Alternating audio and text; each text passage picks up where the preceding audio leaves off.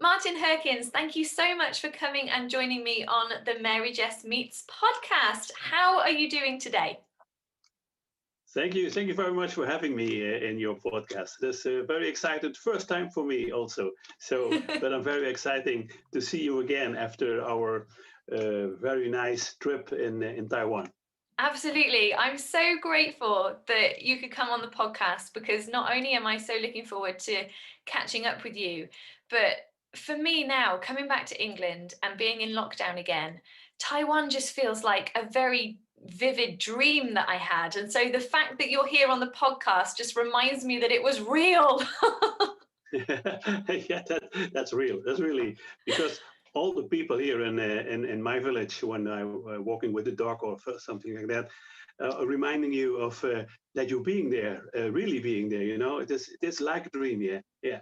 Yeah, and it really did feel so surreal to be on that stage in front of all those people. I mean, our first concert together, that was 50,000 people there watching us. Yeah, unbelievable, unbelievable. I think also this really, yeah. And the day afterwards were even more. You know, Yeah. 100,000 people. It's for me the first time I see such a big crowd there. Yeah, it was an incredible feeling. And I remember asking you if you were nervous, and you said no. No, really. I saw you were a little bit nervous, but I think I managed uh, to get you uh, to do this together, and together we are strong. I believe, Yes, especially on this tour. Yeah, yeah, yes, I completely agree. And to be able to sing those songs with you as well, we chose The Prayer and Time to Say yeah, Goodbye. And you know that for me, Time to Say Goodbye is the song that changed my life. That song means everything yeah, to me. But I know that these yeah. songs are special for you as well, aren't they? Yeah, really. This is a very nice song, and I enjoyed really to sing with you. I think you are a very sympathetic lady, but also with a very talented voice. I have a very good time. Yeah, Yeah. thank you for so much for doing this with me. Thank you for singing with me.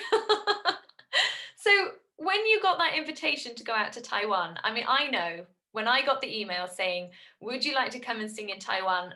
I thought it was a joke.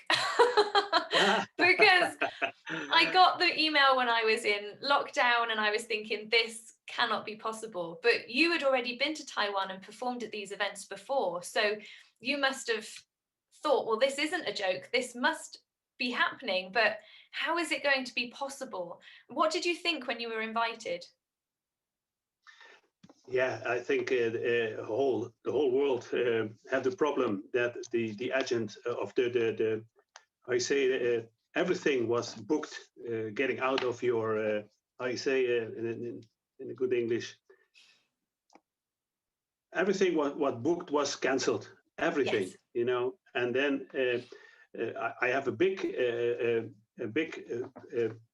things going on to do in New York, China, Taiwan, Slovenia, Austria. So, but then nothing anymore. And then you think when you reach some message from Taiwan, you think I know it was true, but I think something come in between. This is not going to happen. I think there will be some problems. So when this really happened, then that and we can go, we were very happy to do that because of the problems we have here in Europe, and to make 6 weeks without without Corona would be very nice thing to do. Yes, I felt like I was on a COVID holiday. Really. If you think about it now afterwards, it is unbelievable that we could enjoy us there so much, knowing the whole world is getting in lockdown. You know, it's really unbelievable. Yeah, well, you had 6 weeks over there, but of course, for the both of us, the first 2 weeks were spent in the quarantine facility. How did you find the 2 weeks in quarantine? Yeah, this was because of the I knowing that the people in Taiwan are so unbelievable friendly. We looking forward to get there, even with a Corona 14 days Corona hotel. Maybe in the beginning, I was thinking if it's worth to go 14 days in a quarantine to sing in Taiwan. But for me, it was not thinking about going there or not. For us, it was so nice, the memories we have on Taiwan and the people from Taiwan, that we should go there. And afterwards, I think the 14 days went very fast. With our strategy, we have looking a lot of TV, sports, singing. So for us, the 40 days was really, really fast. And how did you feel when you finally got out and you had your freedom? Your freedom after quarantine. Yeah, it is unbelievable that you can feel this feeling of getting free. That was a new experience for us also. So 12 o'clock at night, the COVID time was over for us. We go outside and we have a feeling, oh my God, we are free. That's another feeling you have every day. It was a new experience for us. Yeah, absolutely. And then to be able to experience normal life again, because within the Taiwanese borders, we were able to go and live normal life and experience things that are cancelled here in England. Like I got my hair cut because I could. In England, I cannot. Yeah. These simple things right. that we take for granted. And it was just, for me, it felt like when you ride a bike and you haven't ridden a bike for a long time, and then you get back on the bicycle and it's easy. You remember. For me, it was like going back into normal life so quick. Did you feel the same way? Yeah, that's when we are with Marianne as well, saying how fast you used to this new life again. How fast you're doing that without thinking, it's really strange. It is strange. And we were saying to each other that what we've seen in Taiwan has given us so much hope for the future, hasn't it? Because we have seen that they have beaten COVID. They have got their normal life. We can do the huge concerts. And I know you did a lot of TV interviews as well as newspaper articles while we were in Taiwan, spreading this message of hope. Yeah, that's right. But it is also something I really feel that now you are more, how you say that, convinced that it will be okay. Also in Europe, it will take a little bit longer, but it's going to be okay. The world is going to turn to the right thing again. Yeah. It's given me that hope and that feeling as well. And I can't wait for the day when I get to walk out on a stage again and see the crowd. I mean, that feeling in Taiwan with you, when we were walking out and we were seeing 100,000 people. I knew how it felt for me, but how did it feel for you? Yeah, so unbelievable. I love the Taiwanese people. I've been there now the 4th time, and they are treating us like real artists, like almost like the King of Holland, or the Queen of England. It's really unbelievable what they're doing for us. And when you're standing in front of them, seeing how happy they are that you are coming from the other side of the world, sing for them. They enjoyed it as much as we do, I think. Yeah, and wasn't it amazing when they all got their phone torches out for time to say goodbye? Really, really nice.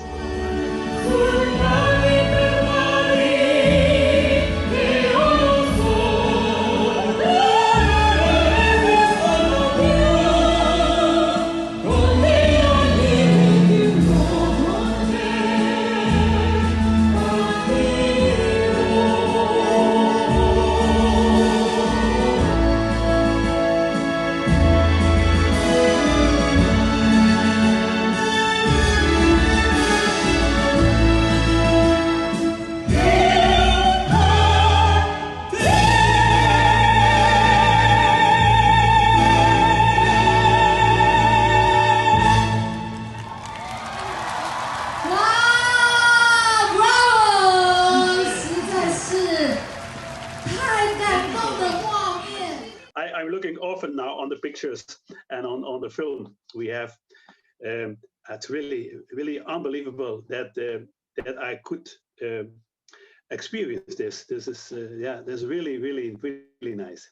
Yeah, the atmosphere was incredible. And I'm going to put some links below in the description to the footage that we have, as well as some of the pictures, because I look at the pictures taken from above, you know, the aerial shots that they had, and you see all of the people. It still blows my mind. And I was there. Yeah. Yeah, nobody can even imagine this in these times, in these days. Unbelievable. Yeah, And we did it. absolutely. We did it. And it was Yeah. absolutely incredible. And I really want Yeah. to talk about now how you got out to Taiwan in the first place, because you won Holland's Got Talent, and yet you are Yeah. so famous in Taiwan. They all know about you. Can you tell us Yeah. how that came about? Yeah, I try. When my youngest daughter signed me in for the program Holland's Got Talent, without me knowing it. So they phoned me and say, you signed in for the program Holland's Got Talent. I say I did nothing, and I don't come. I don't come. So I was thinking about it one day, and then I said, okay, let's hear them what I can, and that's okay. We go home again. So, and then you win the program. I know you know what it is to win such a program.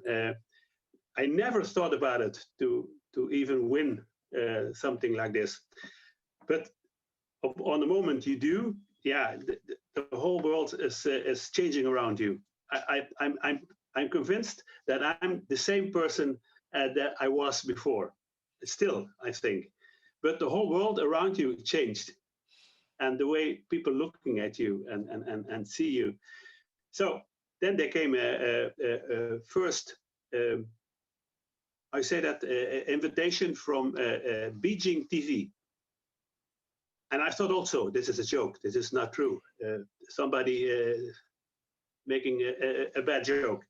So I was looking at it and showed it to someone else in that time who could help me.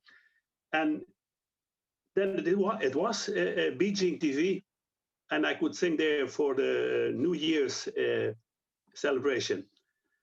To come there and sing, I think for 80 million people looking on the TV screens. That was the first time.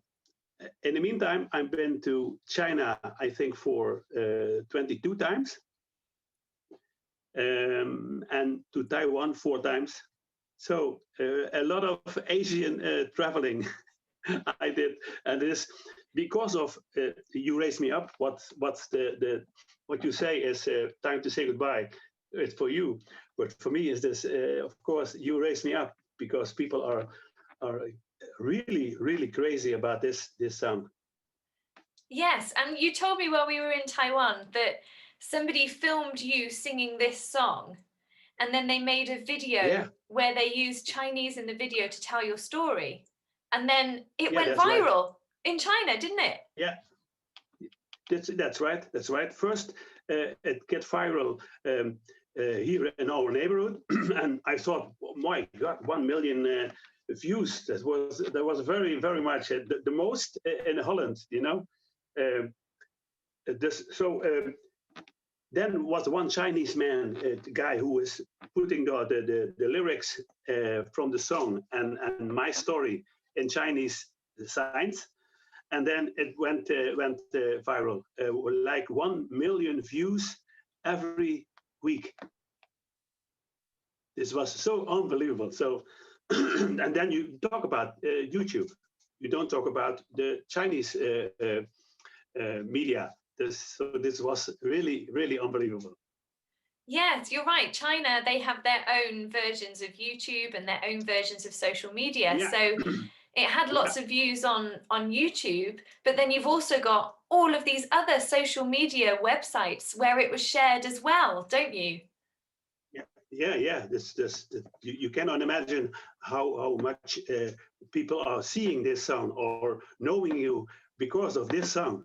Yeah. That was is a song I didn't sing at the show in Holland's Got Talent, but only from singing this in Maastricht, our capital here in our province. Because of singing there, this film get viral and people liked it so much. So yeah, how you cannot organize something like this. This is happening. This is happening, and you have to grab it with both your hands and be lucky. And yeah, Yeah, that's it. I absolutely. think.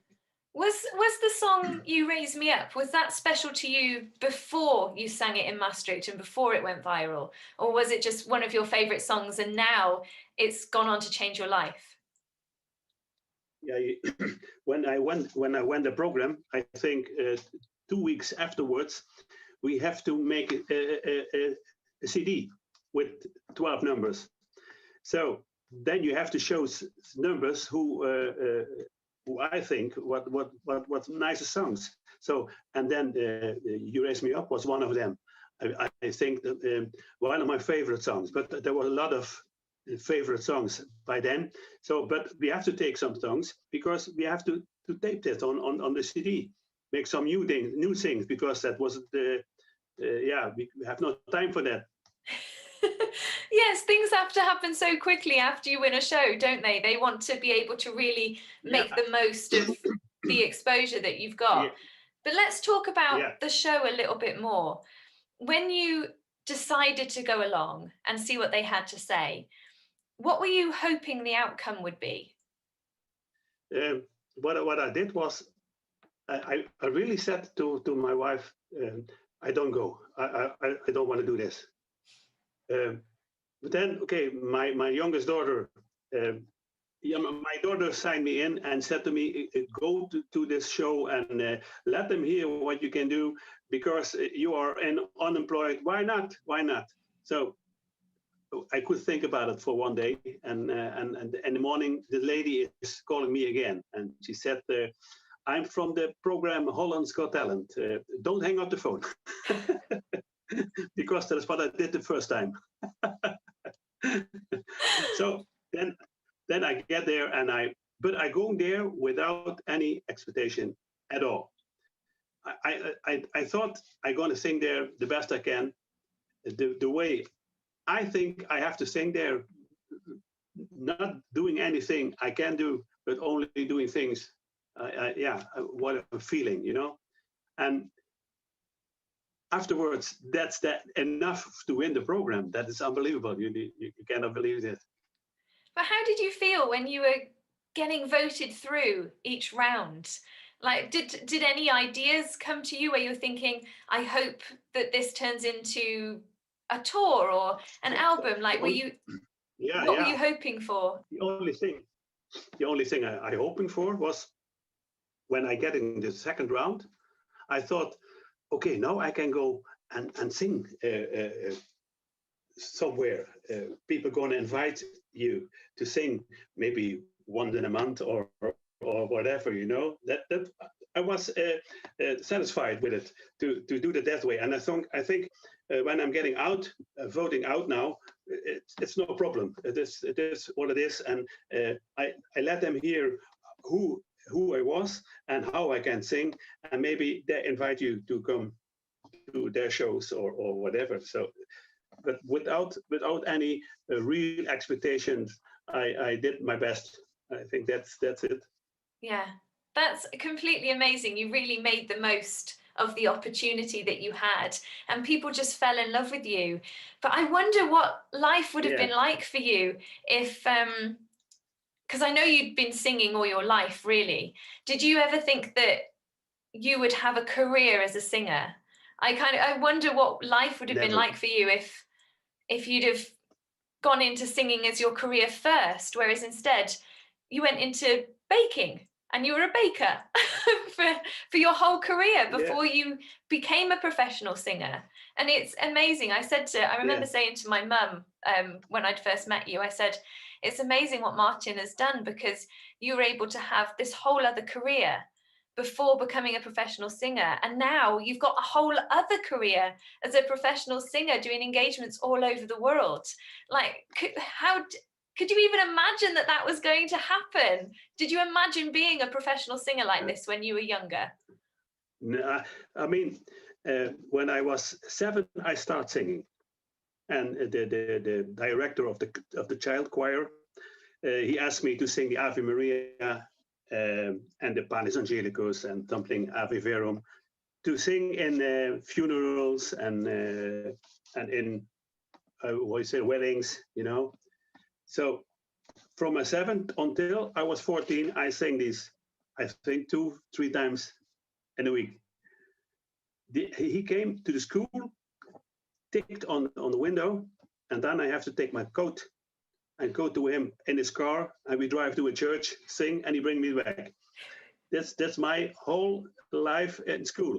But I never thought that that would be my career, because I was working in a bakery with a family business, and I was with a lot of pleasure. I did my job, you know, for 32 years. Every day I go to my work with a smile, and I was a very happy guy. I have a lovely family. I have a lovely wife, and I thought I was a very happy guy. So that doesn't change. After my singing, my career now, doing this now for 10 years, 11 years, it's I'm still a lucky guy, and I'm still a very happy guy. You know, I think that doesn't change. I think that's amazing that you feel that way and that you have taken the opportunities that you have. But you've not only taken all these opportunities, but you've been able to spread so much joy with what you've been able to do. And I know that when we were all struck with COVID, you really wanted to give back to people, and you did an amazing thing where you went around to all the care homes to sing to people. And tell us more about that, because it's a wonderful story. I loved hearing all about it when we were in Taiwan together. So tell the story again. Yeah, that's when we are here in Limburg in Holland. We were.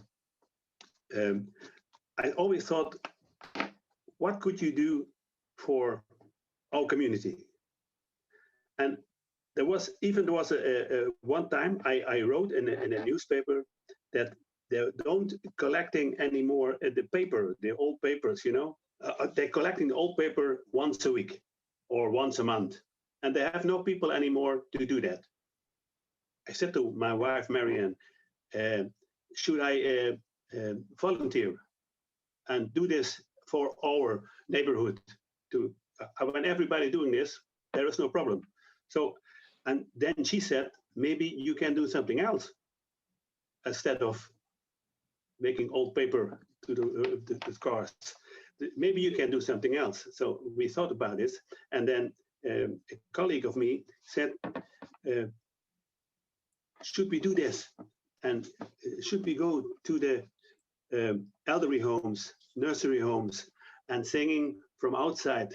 Because nobody was allowed anymore then to visit them. And I start doing this from like, yeah, why you say that, from the garden or from to sing to the people. They open the windows and listen to us. I found a guy who making for the sound. He's take care of the sound for us, and we did this, and we did now 76 nursery homes. We go there and make some music for them, and this is really in Corona time when there's nobody visiting the people anymore. Was a nice thing to do, and I feel very, very, like I say that, proud and yeah, to do that, that I did that. Yeah, it's just so wonderful how you said that you feel like you're a happy and lucky guy, and then you want to really share that feeling of happiness and give happiness to other people through your singing and through your voice. And of course, I said also in a newspaper here that it feels like payback time. I was so lucky for 10 years doing everything I love, and I have a great time to do it. And it was a little bit like paying back time, doing something back for our community, because these people are making that I can sing everywhere. And I remember you saying that they were looking out of their windows and waving at you as you were singing the songs to them. Did they have a favorite? Did they request any songs? Were they able to do that? Oh yeah. We, I think the people here in our province, we have a very special slang we talk, and if you sing in that slang, people love it because they remember it from when they were young, and I love to sing this slang as well. Yeah. When you say slang, it's like your local native language, isn't it? Yes, yeah, that's right. Limburg. Our province is Limburg. And when we talk, maybe you have heard it. When we talk Limburgs to each other, it's even in Holland, nobody can understand us. So it's That's very because amazing. because we are living at the border in Germany, and I think when we go 20 kilometers the other side, at the border of Belgium. So every slang there is different and made the slang we talk. Yeah. Wow, that's so interesting. And I know that you sing in so many languages. And I was so thrilled to hear you sing in Mandarin Chinese. How did you Yeah. feel when you first started learning your first Chinese song? Yeah, this is unbelievable. How that's what we saw, but also in China, when you see how people react on the fact that you sing Chinese for them, uh, they forgive you even when you don't sing it perfect or pronounce it perfect. They love you because you're doing this. Because you try. Yeah. That's right. Yeah, That's right. because they know And it's and they sing difficult. and they s- and they sing along, eh? And they sing along. That's what I like very much. Yeah. Yeah, they love singing along to you when you sing The Moon Represents My Heart. And Oh, that's, oh, I oh love yeah. how Oh you yeah. sing that. I love how you sing that. Yeah. And you ask them to Oh, sing with you, don't you? yeah. See, oh, of course. Then I know they enjoy themselves, and that when people are enjoying themselves, then you're doing good. Yes. You're doing a Yes. good. You're doing a good job. Yeah. Yeah, absolutely. But how did you feel tackling your first Chinese song? Were you worried about the pronunciation? Did you find it difficult? Was it fun and interesting? How did you feel? Difficult because Yeah. it was very difficult um, to try and do. I think the moon is a song. Maybe it's a little bit easier to learn. I think there are more Chinese songs, even more difficult. So, but it is like like every foreign language, you have to learn and you have to practice, and then you see that a lot of things coming back to your mind, and and you remember, and I think that is something I managed to do. Uh, to sing in different languages, and the most of them are saying also that they like it or they understand what I'm singing. So that this is really really good. It is very good, and your pronunciation is very good as well. I think I might Oh have yeah, to teach you some more Chinese so we can have a the next podcast. We can speak Chinese to each in other. Chinese. I I can tell you, when we get back to Holland, we thought, what you going to do now? Eh? We talk about it. How do you going to do on Corona times? But I'm start learning Chinese. Yes. I think it's very difficult, but I wanted to say, I wanted to try and try to say something more in Chinese than I do now, because that's what I'm saying. What you did to people, you speak Chinese, you the people hanging on your lips when you were speaking Chinese. I liked it so much, so I said to my wife, even to a newspaper here who is interviewing me, what are you going to do? I said, I'm going to learn Chinese. I'm going to try. That's absolutely amazing, Martin. Well, you know, you can come to me and we can have practice sessions if you want. But that's not the only thing that you're doing during COVID times. You've got a very big project that you're working on, which is writing a book during COVID times. Yeah, about your life. Tell us about that. Yeah, that's true. We started this project, I think, like a year ago. Every time I'm being interviewed, I always said there is so much to tell. I could write a book about it, you know. But now, and somebody said to me, I think we have to do this. We have to actually do this and write a book. And then we start collecting all items we want to be in that book, photos. So there's a lot of work. And Rob, my manager, is helping me a lot with this. And then now they are busy. Now the translation is in English also. And when this is ready, I think the next step will be the Chinese, English-Chinese translation for the book. That would be amazing. It's a very, very interesting, very amazing and interesting project for me. Because, who can say there is a book about your life? This is really unbelievable. Especially in all those languages as well. And I'm sure it would do so well in China and in Taiwan because they just love you over there. I mean, you mentioned earlier that you've been to China 22 times. And it's amazing that you've been able to go over there and see so much of China because it's just such an amazing place. But maybe tell us about your favorite time of going to mainland China. What was your favorite time going there? I did, I think, 4 tours through China. And I think, no, 3 times. The 4th time was last year in October, but that is cancelled. But that was very nice to do because every time, every day in another city, another theater. But it was very exhausting to do, you know? Yeah, absolutely. Singing as well is such a physical thing, isn't it?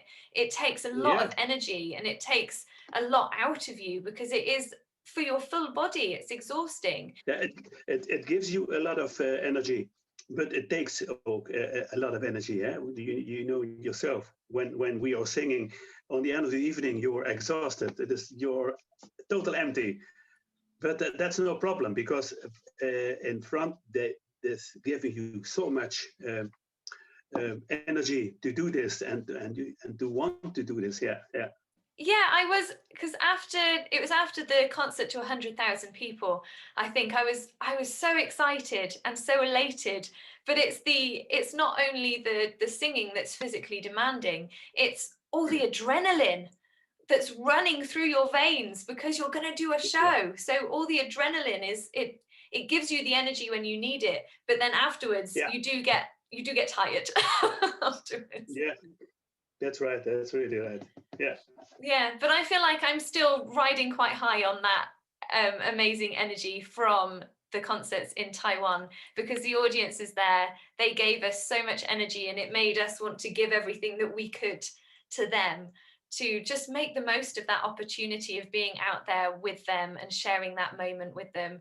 And I know that is a memory that I am going to treasure forever. Yeah, really.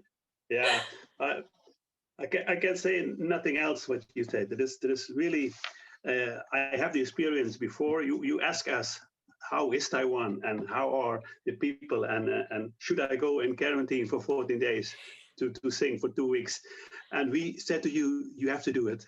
You have to do it because we know how those people are, and I'm so glad you felt the same way and they treat you the same way they do us they treat us.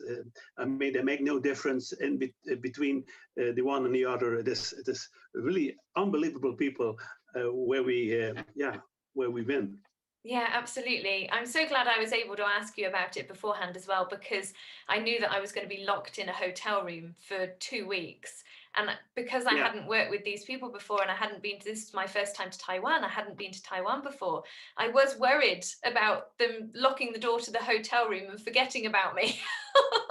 But it was the complete opposite.